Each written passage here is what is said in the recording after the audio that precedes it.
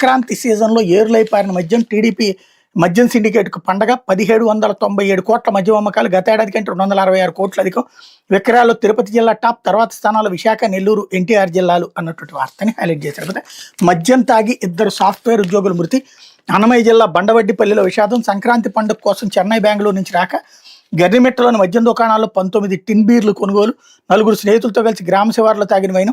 అస్వస్థకు గురవగానే ఆసుపత్రికి తరలింపు, అప్పటికే మృతి. ఖాళీ బీర్ టిన్నులను ఫోరెన్సిక్ ల్యాబ్కు పంపిన పోలీసులు.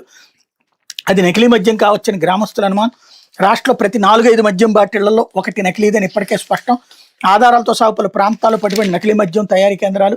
టీడీపీ నేతల కనుసన్నలో గ్రామీణ ప్రాంతాల్లోని మద్యం దుకాణాలకు సరఫరా, తయారీ, పంపిణీ, విక్రయదారులంతా వాళ్లే. లాభాల్లో నీకెంత నాకెంత. నకిలీ మద్యం తాగి ప్రాణాలు పోగొట్టుకుంటున్న, అనారోగ్యం పాలవుతున్న జనం. తాజాగా 19 టిన్ బీర్లు తాగిన ఆరుగురిలో 2 చనిపోవడంపై సర్వత్రా ఇదే అనుమానం అన్నటువంటిది హైలైట్ చేశారు. లేకపోతే ఒత్తిళ్లతో సచివాలయ ఉద్యోగి మృతి.